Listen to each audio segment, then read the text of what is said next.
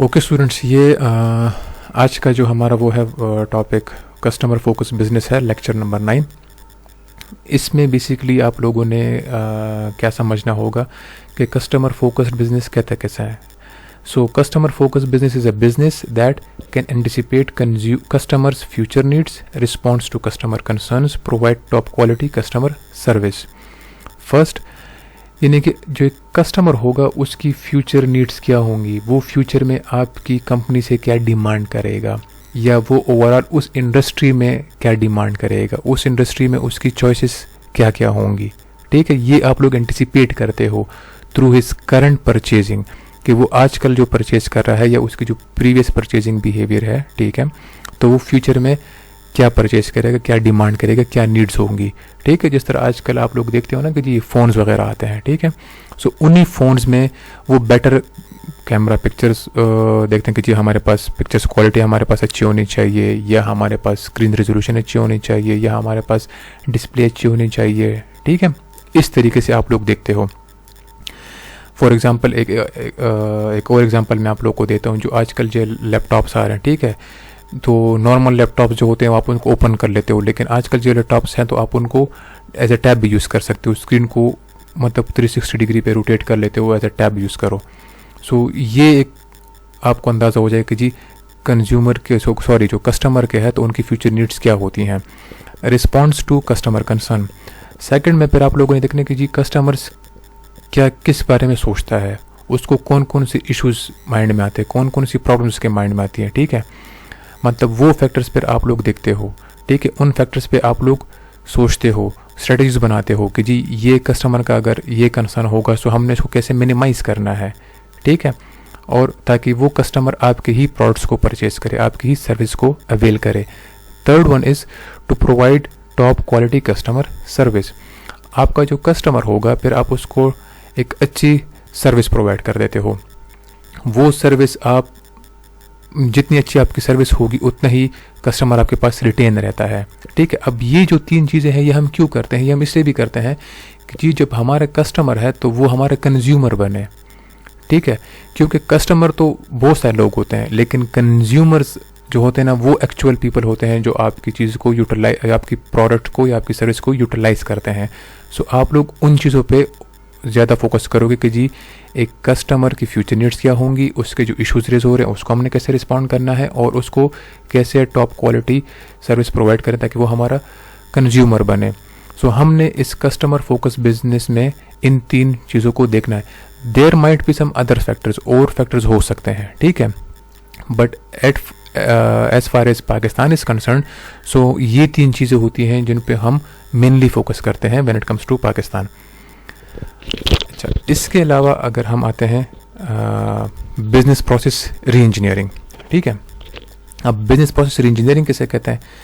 सो इसकी डिफिनेशन है fundamental rethinking and radical redesign of a business process to achieve dramatic improvement in cost, quality, speed and service.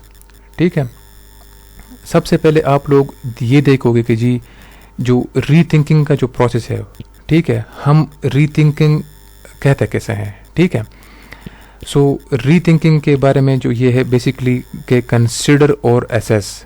ठीक है, something specially a course of action again specially in order to change it. मतलब आप एक चीज़ के बारे में बार बार देखते हो, डिफरेंट कोर्स ऑफ एक्शंस उठाते हो। ठीक है, ताकि आप उस चीज़ को कैसे चेंज करोगे, लेकिन वो चेंज फ्रॉम एक अच्छी पॉजिटिव चेंज लेकर आए। ठीक है, ऑन द अदर साइड आप जब हम रेडिकल की बात करते हैं, ठीक है, सो रेडिकल मीन्स रिलेशन, या हम उसको ये भी कह सकते हैं कि जी रिलेटिंग टू और affecting the fundamental nature of something. ठीक है, या हम ये भी कह सकते हैं कि जी एडवोकेटिंग ऑन थोरो और कंप्लीट पॉलिटिकल सोशल चेंज।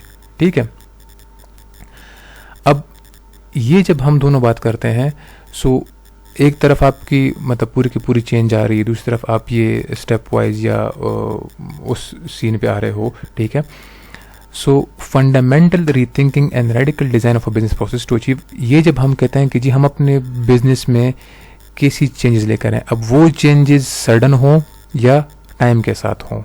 ठीक है, वो अगर हम सडन करें सो क्या इम्प्रूवमेंट आएंगी हमारी कॉस्ट में, हमारी कॉस्ट मिनिमाइज होगी कितनी होगी, हमारी क्वालिटी बेटर होगी कि नहीं होगी, हमारी प्रोडक्शन स्पीड कितनी होगी, हमारी सर्विसेज की स्पीड क्या होगी, हमारी सर्विस क्वालिटी अच्छी होगी कि नहीं होगी। सो आप लोग देखते हो कि जी कौन कौन सी चेंजेस हम लेकर आए अपने प्रोसेस में, ठीक है, ताकि आपकी जो कॉस्ट है वो मिनिमाइज हो, आपकी क्वालिटी बढ़े, अगर नहीं बढ़ती एटलीस्ट सेम रहे, ठीक है। मैन्युफैक्चरिंग जो है उसकी स्पीड ठीक होनी चाहिए, आपकी सर्विसेज भी अच्छी होनी चाहिए, ठीक है। आते हैं 3rd नंबर स्लाइड पे, उसमें है वैल्यू चेन एनालिसिस, ठीक है। इसमें अगर आप देखें ये वाला जो है, ठीक है, मैन्युफैक्चरर, ठीक है। अब पहले क्या होता है कि जी मैन्युफैक्चरर होता था, वो कोई प्रोडक्ट को प्रोड्यूस करता था, ठीक है। देन वो मैन्युफैक्चरर उस प्रोडक्ट को किसको देता था, डिस्ट्रीब्यूटर को, ठीक है। ये जो पार्ट है डिस्ट्रीब्यूटर के पास वो चला जाता था, ठीक है। डिस्ट्रीब्यूटर उसमें अपना मार्जिन रख के उसके पास अपने स्टोर हाउसेज होते थे, अपने वेयर हाउसेज होते थे, ठीक है। एंड देन वो रिटेलर को दे देता था। एट द एंड रिटेलर उसमें अपना वो वगैरह मार्जिन रख के जी कस्टमर को देता था, ठीक है।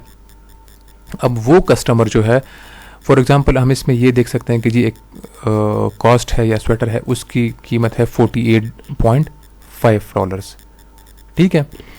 अब इसमें डिस्ट्रीब्यूटर की अपनी प्राइस है, रिटेलर की अपनी प्राइस है, मैन्युफैक्चरर की अपनी वो है, ठीक है। And at the end customer को इतने में पड़ता है। आजकल जो हो रहा था मतलब कुछ टाइम पहले, सो वो जी मैन्युफैक्चरर ने डिस्ट्रीब्यूटर को मूव आउट कर दिया है। मैन्युफैक्चरर डायरेक्ट रिटेलर के पास जाता है, उन्होंने अपने बंदे डायरेक्ट हायर किए होते हैं और वो डायरेक्ट रिटेलर के पास चले जाते हैं, ठीक है। सो डिस्ट्रीब्यूटर का जो मार्जिन है वो उनके पास बच जाता है। वही स्वेटर, वही उसकी जो कॉस्ट होती है वो होती है कितने की, $40 की, ठीक है। अब हम अगर ऑनलाइन बिजनेस की बात करें आजकल, सो मैन्युफैक्चरर क्या करता है, वो प्रोडक्ट्स को मैन्युफैक्चर करता है या सर्विसेज प्रोवाइड करता है, and then they sell it online, ठीक है। जिस तरह आप अभी देखते हैं Daraz.com है आपके पास, हमारे पास whatmobile.com है, प्राइस ओए है, OLX है, बहुत सारे हमारे पास इस तरह की ऑनलाइन सर्विसेज हैं, ठीक है, कि वो अपने प्रोडक्ट्स को मैन्युफैक्चर करवाते हैं, या एक कंपनी होती है वो उस प्लेटफॉर्म को यूज़ करती है, ठीक है। ज़रूरी नहीं है कि जी एक कंपनी अपनी ही वेबसाइट बनाए, एक कंपनी डिफरेंट प्लेटफॉर्म को यूज़ करती है। अब सैमसंग की अपनी वेबसाइट भी है, लेकिन सैमसंग के देख लें अगर वो दराज को यूज़ करना चाहे सो वो दराज को यूज़ कर लेते हैं, ठीक है। या हमारे पास जो डिफरेंट सर्विसेज है दरोड़ो वाले, ठीक है, या फूड पांडा वाले हैं।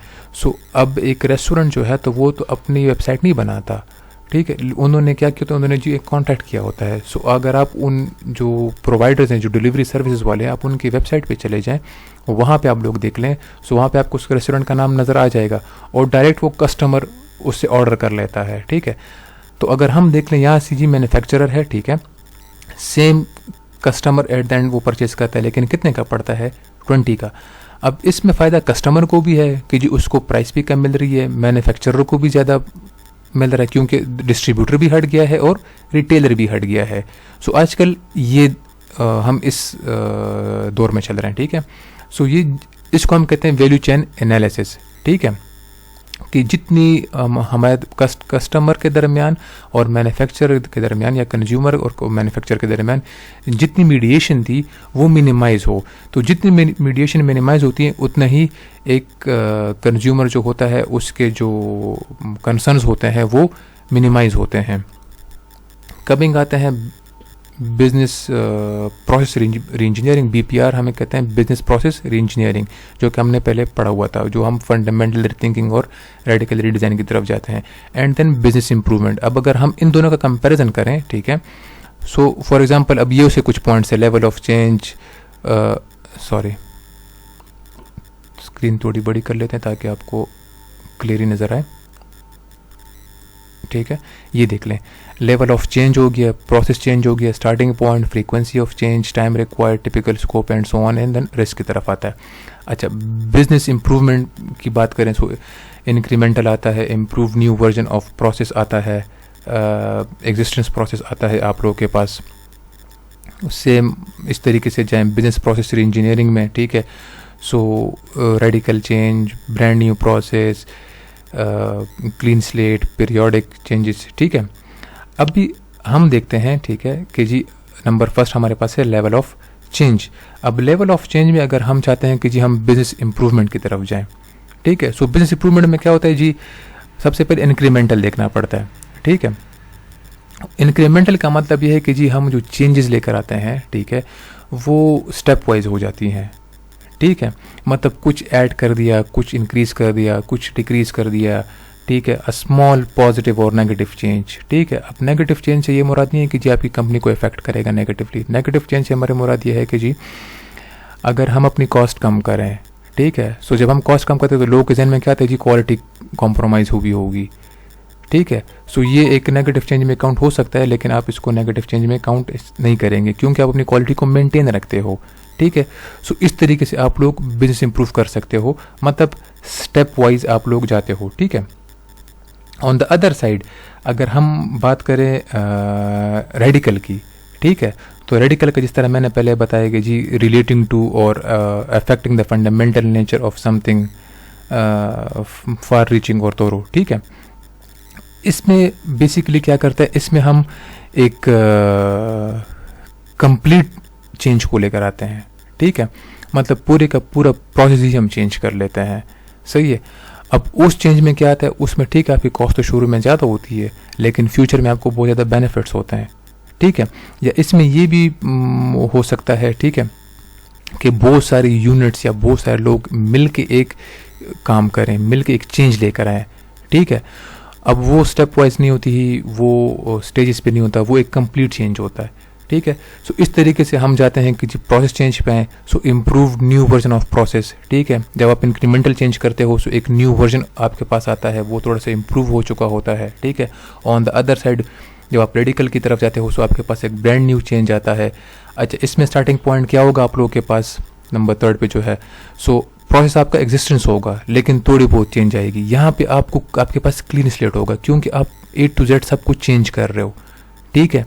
फ्रीक्वेंसी ऑफ चेंज में सो ये वन टाइम होती है, मतलब आप एक दफ़ा चेंज करते हो इम्प्रूवमेंट के लिए, इम्प्रूवमेंट आ रही है तो आप दोबारा चेंज कर लेते हो, दोबारा चेंज कर लेते हो। ज़्यादातर ये कंटिन्यूस ही होता है, लेकिन कुछ कंपनीज इसको वन टाइम करती हैं। और दूसरा बिजनेस प्रोसेस इंजीनियरिंग में पीरियोडिक वन टाइम चेंज होता है, तो ये पीरियड वाइज होता है, ठीक है। इस तरीके से आप लोग देख लें, टाइम रिक्वायर्ड है तो शॉर्ट है होगा बिजनेस इंप्रूवमेंट में, बिजनेस प्रोसेस इंजीनियरिंग में लॉन्ग होगा क्योंकि सारी बात एक पूरा आपने इतनी इन्वेस्टमेंट लगाई है, इतना सब कुछ चेंज किया है, सो ऑटोमेटिकली उस कॉस्ट को कवर अप करने के लिए आपको ज़्यादा टाइम की ज़रूरत होती है, ठीक है। टिपिकल स्कोप नैरो होता है, ब्रेड होता है, हॉरिजन पास्ट एंड प्रेजेंट या फ्यूचर पे एंटिसिपेट करते हो। ये BPR जो मैंने कहा था ना, कस्टमर फोकस बिजनेस, तो फ्यूचर नीड्स में आ गई है, ठीक है। इस तरीके से आप लोग ये बाकी होराइजन पार्टिसिपेशन देख लो, बॉटम अप है, टॉप टू डाउन है, ठीक है। पाथ टू एग्जीक्यूशन है, सो कल्चर हम माइंड में रखते हैं, उसमें कल्चर के साथ स्ट्रक्चर को भी माइंड में रखना चाहते हैं कि जी हमारी स्ट्रक्चर क्या है ऑर्गेनाइजेशन की, ठीक है। प्राइमरी एनेबल स्टैटिस्टिकल कंट्रोल होता है, इंफॉर्मेशन टेक्नोलॉजी के हवाले से होता है, मतलब इसमें एक में हम नंबर्स की बात करते हैं, दूसरे में हम IT को और मीडिया को थोड़ा ज़्यादा इन करते हैं। रिस्क होता है, सो मॉडरेट होता है, क्योंकि आपके पास अब इसमें देख लें बिजनेस इंप्रूवमेंट में वो मॉडरेट रिस्क होता है, ठीक है, क्योंकि आपके पास पहले से एक प्रोसेस तो मौजूद होता है ना, आप उस प्रोसेस पे थोड़ी बहुत चेंजेस लेकर आते हो, ठीक है। सो आपके पास रिस्क फेलियर का चांस कम होता है। ऑन द अदर साइड इधर रिस्क आपके पास हाई होता है। क्यों हाई होता है? क्योंकि आप एक क्लीन स्लेट से स्टार्ट करते हो, सो वो चलेगा नहीं चलेगा इस चीज़ को आप लोग देखते हो कि जी ये काम करेगा कि नहीं करेगा। आते हैं जी नेक्स्ट स्लाइड पे, stockless inventory compare to traditional and just in time supply methods. So इस स्लाइड को समझने के लिए एटलीस्ट मतलब आई वुड नो कि जी आप लोग को जस्ट इन टाइम का पता हो कि जी what is just in time, ठीक है। हमारे पास पहले जी क्या होता था, ठीक है। यहाँ पे एग्जांपल्स हैं जी बैक्स्टर और कस्टमर्स की, ठीक है। आप देख लें जी, यहाँ पे आप लोग के पास एक कंपनी होती है जी, उसके पास बल्क स्टोरेज होती थी, ठीक है।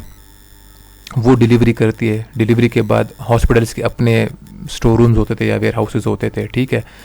And then at required point वो मेडिसिन या वो जो आप लोग के पास प्रोडक्ट्स होती हैं वो उस एग्जैक्ट फ्लोर पे पहुंच जाते थे, ठीक है। ये ट्रेडिशनल डिलीवरी सर्विस होता था जो कि बहुत सारे लोग पहले यूज़ करते थे। Just in time supply method में क्या होता है, उसमें बल्क स्टोरेज ज़्यादा होती थी, ठीक है। यहाँ पे बल्क स्टोरेज थी, यहाँ पे भी बल्क स्टोरेज होती है, लेकिन यहाँ पे कंपनी के पास वेयर हाउसेस की फैसिलिटी ज़्यादा होती है, ठीक है। तो वो फ्रीक्वेंट डिलीवरीज करता था, ठीक है। मतलब ये नहीं कि जी अगर यहाँ पे वो पहले वीक में एक बार होता था तो यहाँ पे वीक में 2 बार होगा या 3 बार होगा, डिपेंडिंग अपॉन द डिमांड, लेकिन कम नहीं होगा। लेकिन उधर हॉस्पिटल्स ने, अगर हम इस एग्जांपल को देखें तो हॉस्पिटल के पास स्टोर रूम कम है, ठीक है, उसके पास इन्वेंट्री की स्पेस कम है, ठीक है, एंड एट द एंड उस एग्जैक्ट फ्लोर पे वो मेडिसिन या वो प्रोडक्ट और at the time of demand पहुंच जाती थी। आजकल क्या है, आजकल जो है तो बल्क स्टोरेज बहुत ज़्यादा है, कंपनीज के पास अपनी वेयर हाउसेज की फैसिलिटीज़ बहुत ज़्यादा मौजूद है, ठीक है, क्योंकि बहुत सारे मतलब अगर अगेन इधर हॉस्पिटल की एग्जांपल्स आ रही है, सो अगेन हॉस्पिटल की एग्जांपल हम देख लेते हैं। उन्होंने अपने स्टोर रूम हटा दिए हैं, ठीक है, वो क्यों यूज़ करे, क्योंकि अगर लेट सपोज इसमें कोई इशू होता है कि एक्सपायर हो गई मेडिसिन या प्रोडक्ट टूट गया, सो कंपनी को फिर वारंटी क्लेम करना वो बहुत डिफिकल्ट प्रोसेस है, ठीक है। सो वाई नॉट कि जी हम अपना स्टोर रूम फिनिश कर दें एंड कंपनीज को कहें कि जी वो हमें डिलीवरीज करवा दें, सो डेली डिलीवरीज या 2 डेज मतलब एक दिन के बाद एक दिन डिलीवरी, ठीक है, एक दिन को छोड़ के डिलीवरी करवाएं। सो आजकल ये चल रहा है, सो स्टॉकलेस इन्वेंट्री मेथड इसको हम कहते हैं, ठीक है। इसका प्लस पॉइंट क्या है, इसका प्लस पॉइंट हॉस्पिटल को बहुत ज़्यादा है, ठीक है। एक तो वो अगर यहाँ पे वो आपको मैं कहता ना कि वारंटी क्लेम्स वगैरह वो उस सब से टूट गया, एक इनके पास लोकेशन स्पेस का वो आ गया, ठीक है। इधर प्लस पॉइंट क्या है, इधर प्लस पॉइंट ये कि जी इनके पास जो होता है तो ये इनको पता होता है कि जी हमने प्रोडक्शन कितनी करनी है। तो अगर इनका स्टोरेज सेम भी होगा एज प्रीवियस वन, लेकिन वो अपनी डिमांड के मुताबिक देते कि जी हमकी प्रोडक्शन कितनी करनी है, ठीक है। सो वो मैक्सिमम प्रोडक्शन नहीं करते, वो डिमांड के मुताबिक प्रोडक्शन कर लेते हैं। Coming up to knowledge creating companies, अच्छा डिफिनीशन इसकी देखते हैं। Consistently creating new business knowledge, disseminating it widely throughout the company and quickly building new knowledge into their product and servicing। यहाँ पे वो लोग कहते हैं, ठीक है जी, कि जी आप न्यू बिजनेस नॉलेज को क्रिएट करते हो, ठीक है। न्यू बिजनेस नॉलेज से मुराद हमारे पास है कि जी आप लोग के पास डिफरेंट आइडियाज़ होते हैं, वो आइडियाज़ आप लोग बिल्डअप करते हो, आप लोग शेयर करते हो, ठीक है, विद इन द कंपनी, ठीक है। वो जितना वो शेयरिंग होता है उसमें इनपुट आती है, रिफाइन होता जाता है, क्योंकि हर एक जगह से जब आपको इनपुट मिलती है सो आपकी वो स्ट्रेटजी या वो आइडिया वो मज़ीद रिफाइन होता है, या वो जो नॉलेज होती है उस बिज़नेस के हवाले से या स्पेसिफिक पॉइंट्स होते हैं वो उतना ही रिफाइन होता जाता है, ठीक है। और उतनी ही जल्दी आप लोगों के पास एक न्यू नॉलेज डेवलप होती है, एक न्यू आइडिया आता है आप लोगों के पास, एंड देन वही न्यू आइडिया आप अपने प्रोडक्ट और सर्विसेज को बिल्ड करने में लगाते हो। अब आप लोग के पास एक आइडिया है, ठीक है, कि जी जिस तरह भी आप देख लीजिए हमारे पास जो सिचुएशन है कोविड-19 की, सही है। इकरा वालों के पास क्या आइडिया था कि जी हमने क्या करना है, अब ऑनलाइन लेक्चर्स अपलोड करवाएं, ये सब कुछ करें। सो आप लोग के पास SIC है, स्टूडेंट इन्फॉर्मेशन सेंटर, आप लोग के पास वहाँ से लग जाते हो, लेक्चर्स डाउनलोड करते हो, आप लोग बुक्स डाउनलोड कर लेते हो, आप लोग को जो है रेलिवेंट मटेरियल डाउनलोड कर लेते हो, अगेन आप अपलोड भी करवा सकते हो। सो आपके पास सिर्फ आपके पोर्टल का एक्सेस है, ठीक है। अब ये जब हम शेयरिंग करेंगे तो हमारे पास डिफरेंट लोग आते हैं, जिया साहब हो गए मास मीडिया वाले, ठीक है, आपके वाइस चांसलर साहब हो गए, रजिस्ट्रार साहब आप लोग के पास आ गए, डिपार्टमेंट के चेयरमैन आ गए, डीन्स आ गए, ठीक है। इस तरीके से अगर हम इन सब के साथ हमने ये शेयरिंग की थी, ठीक है, ये सॉफ्टवेयर डिस्कस हुए, ये मेथड्स डिस्कस हुए कि जी हाँ जी स्टूडियो में रिकॉर्ड लेक्चर्स करवाएं, यूट्यूब पे डलवा दें, व्हाट्सएप ग्रुप में शेयर्स करवा दें, ठीक है, या इस किस्म के जो सॉफ्टवेयर जिसको भी मैं यूज़ कर रहा हूँ आप लोगों के लिए। सो अगर हम इसको करते हैं सो वो हम अपनी सर्विस में बिल्डअप करवा देते हैं, तो आप लोग के पास एक जो सर्विस है वो अच्छी क्वालिटी में मिल जाती है, ठीक है। बीइंग अ कस्टमर आप लोगों की जो नीड्स है वो फुलफिल हो जाती हैं, आप लोग के जो इश्यूज़ हैं हम उनको रिस्पॉन्ड कर लेते हैं ऑन टाइम, ठीक है। सो इसको हम कहते हैं बेसिकली नॉलेज क्रिएटिंग कंपनीज। उसको समझने के लिए कि जी अब वो तो एक वास्ट कॉन्सेप्ट है, मैं तो आपको जस्ट एक सिंपल नो हाउ दे रहा हूँ।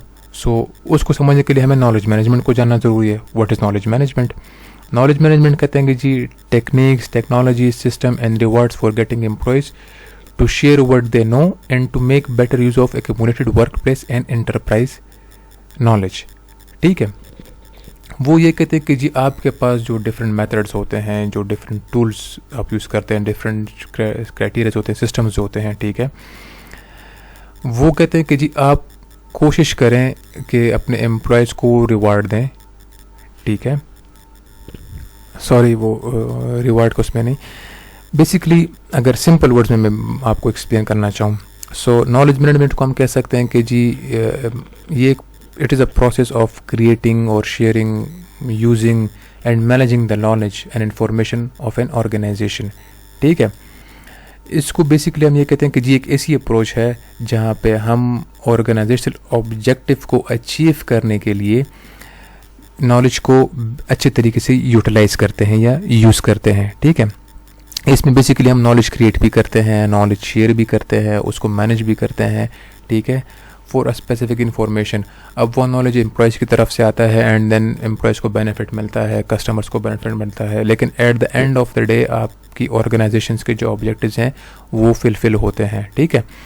Knowledge management system, so manage organisational learning and business know how, ठीक है। आप इसमें बेसिकली इन दो चीज़ों को फोकस करते हो कि जी आपने ऑर्गेनाइजेशन लर्निंग को कैसे मैनेज करना है एंड बिजनेस नो हाउ के बारे में आपको पता लगता है। लास्ट में हमारे पास आता है कि जी लेवल्स ऑफ मैनेजमेंट, ठीक है। अब लेवल्स ऑफ मैनेजमेंट में आपके पास ये पिरामिड को देख लें, ठीक है। इसमें आप लोग के पास है, फर्स्ट वन पे है एंटरप्राइज इंटेलिजेंस, सेकंड वन पे है information creation, sharing and management, third one है डॉक्यूमेंट मैनेजमेंट, ठीक है। First one enterprise intelligence, leveraging organizational know-how, performance support, interacting with operational database, building expert network। अच्छा जी, सो अभी अगर हम इसको डिफाइन करें, सो एंटरप्राइज इंटेलिजेंस को हम इस तरीके से डिफाइन कर सकते हैं कि जी as obtaining, interpreting and presenting relevant information about the enterprise and its ecosystem और सिस्टम, ठीक है। अच्छा, यहाँ पे आप लोग क्या करते हो, यहाँ पे बेसिकली आप लोग ये देखते हो कि जी जो एंटरप्राइज इंटेलिजेंस सर्विस यूनिट है वो एड्रेस करता है किस चीज़ को, need of consistent information across enterprise and regarding the enterprise and it's environment. वो उस इंफॉर्मेशन को जो एंटरप्राइज की होती है और इसके एनवायरनमेंट की होती है, ठीक है, वो उसको एड्रेस करता है, ठीक है। इसको मज़ीद समझने के लिए या हम ये देख सकते हैं कि जो हमारे पास जो इंटेलिजेंस की हायरार्की होती है, उस इंटेलिजेंस हायरार्की में क्या होती है, सेम पिरामिड एग्जांपल ले, फर्स्ट वन विजडम आएगा, सेकंड नॉलेज आएगा, थर्ड इन्फॉर्मेशन आएगी एंड एट द एंड हमारे पास डेटा आता है, ठीक है। So this is intelligence, enterprise intelligence. अभी अगर हम आगे देखते हैं, so information creation, sharing and management, इसकी बात करते हैं। इसके सामने जी आप लोग को ये आया होगा जी, capturing and distribution, expert stories, real time information management, communication and collaboration, new content creation, ठीक है। इसमें बेसिकली आप देखते हो कि जी आप लोगों के पास जो इन्फॉर्मेशन होती है, ठीक है, आप उसको कैप्चर करते हो। अच्छा, वो इन्फॉर्मेशन आपको आपके पास कहाँ से आती है, ठीक है, जो एक्सपर्ट्स होते हैं उनकी ओपिनियंस होती हैं, आप उनको कैप्चर करते हो, उनको डिस्ट्रीब्यूट करते हो, ठीक है। जो इन्फॉर्मेशन होती है वो आपके पास एक्यूरेट होती है, ऑन द स्पॉट होती है और करंट इन्फॉर्मेशन होती है, ठीक है। कम्युनिकेशन, कोलैबोरेशन, उसको आप लोग हैंडल करते हो, ठीक है। एंड आपके पास एट द एंड एक नया आइडिया आता है, एक नई इन्फॉर्मेशन आती है, एक नया सिस्टम आता है आप लोग के पास। And third document management, assessing and retrieving document stores online, मतलब जहाँ से आप लोग ऑनलाइन बहुत सारा आप लोग के पास डेटाबेसेस मौजूद होते हैं, आप लोग वहाँ से वो डेटा एक्सेस कर सकते हो, रिट्रीव कर सकते हो। सो ये कुछ चीज़ें हैं जहाँ से आप लोग के पास नॉलेज आ सकती है, ठीक है। इस नॉलेज को, ये इंपॉर्टेंट क्यों होता है, ये नॉलेज इसलिए इंपॉर्टेंट होता है क्योंकि आप लोग बहुत सारे तरीक़ों से इस नॉलेज को यूटिलाइज़ करते हो। किस तरह यूटिलाइज करोगे, for betterment of your organisation, for of your firm, या आपकी कंपनी को मज़ीद से मज़ीद अच्छा बनाने के लिए होता है। अच्छा, ये इसका रोल क्या होता है कस्टमर के हवाले से या कस्टमर फोकस बिजनेस के हवाले से। तो जिस तरह आपको मैंने कस्टमर फोकस बिजनेस के बारे में हम कहते हैं कि जी जो कस्टमर फोकस बिजनेस होता है वो क्या करता है, कस्टमर्स की फ्यूचर नीड्स को एंटिसिपेट करता है, उनके कंसर्न्स को रिस्पॉन्ड करता है and then top quality service provide करना होती है। सो जितनी आपके पास एक्यूरेट नॉलेज होगी, रियल टाइम इन्फॉर्मेशन होती है, जितना आपके पास इंटरप्राइज की इन्फॉर्मेशन होगी, उसके इन्वायरमेंट इन्फॉर्मेशन होगी, आप देखोगे कि जी हाँ जी कौन सा मेथड जस्ट इन टाइम वाला ठीक है या स्टॉकलेस इन्वेंट्री वाला ठीक है या ट्रेडिशनल मेथड है आप लोग के पास, हम इम्प्रूवमेंट की तरफ जाएं या एक ओवरऑल बिजनेस प्रोसेस इंजीनियरिंग की तरफ जाएं, ठीक है। सो उस हवाले से ये बेसिकली आपको सपोर्ट करता है और एट द एंड आपका जो कस्टमर है वो आपका कंज्यूमर बन जाता है, ठीक है। और ये एक हर कंपनी की एक ख्वाहिश होती है कि जी जो कस्टमर है वो हमारा कंज्यूमर बने। This is all for today's lecture. इसमें आप लोग देख लें, अगर कोई क्वेश्चन वगैरह हो सो काइंडली आप लोग फिर आपका जो व्हाट्सएप ग्रुप है या थ्रू ईमेल आप लोग मुझे कर सकते हैं and I will try my best to answer this question. ये जस्ट एक सिंपल नो हाउ है ताकि आप लोग को थोड़ा आइडिया मिले रिगार्डिंग द कॉन्सेप्ट्स कि जी ये कॉन्सेप्ट किस बारे में है, इसमें हमें क्या बताया जाता है। सो आप लोग के पास एक थोड़ा सा आइडिया होगा। होपफुली आप लोगों को थोड़ी बहुत समझ आई होगी। ये भी एक फर्स्ट टाइम है इस तरह का मतलब मीडियम यूज़ करते हुए, सो मुझे भी थोड़ी बहुत डिफ़िकल्टी हो रही होगी, बल्कि हो रही है इस किस्म का लेक्चर रिकॉर्ड करवाते हुए एंड देन वो आप लोगों के पास शेयर करवाते हुए। सो काइंडली आप लोग इसको देख लें and hope for the best ताकि सिचुएशन जल्द से जल्द क्लियर हो और हम नॉर्मली अपना सब कुछ रूटीन स्टार्ट कर सकें। That's all for today. Okay, अल्लाह हाफिज़।